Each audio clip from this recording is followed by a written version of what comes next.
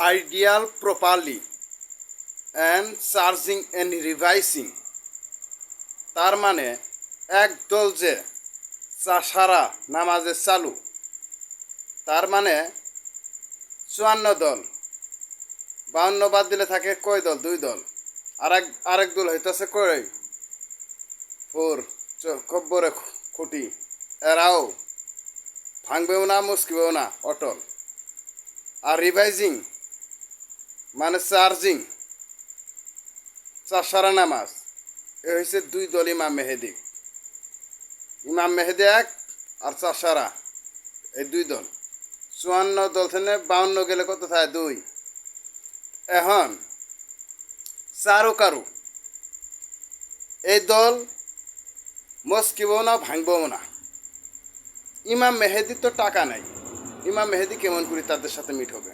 ইমাম মেহেদির পিছনে কি পাওয়ার লোক আছে পাওয়ার লোক নেই এর জন্য রিভাইজিং চার্জিং কারু এর অর্থ হলো মস্কিবও না ভাঙিবও না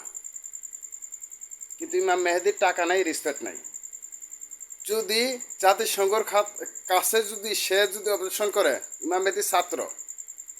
সে নির্বাচনে ইচ্ছুক দলে প্রার্থী যুগ সেক্ষেত্রে জাতিসংঘ সাপোর্ট করতে পারে charging for you now reflection for এগ্রিমেশন দ্য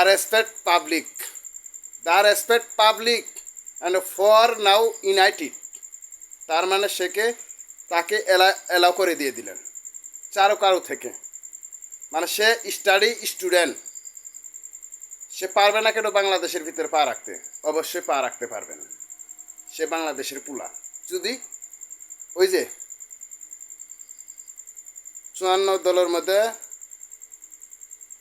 52 বাদ গেলে কত থাকে 2 দল এই 2 দল আবার রিভাইসিং হবে কারো থেকে আসসালামু আলাইকুম ভালো থাকেন আমার কথা ভালো লাগলে আমার চ্যানেলকে সাবস্ক্রাইব করুন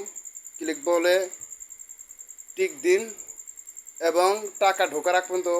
পাশে থাকুন টাকা ঢোকার শেষ পর্যন্ত আপনারা পাশে থাকবেন আসসালামু আলাইকুম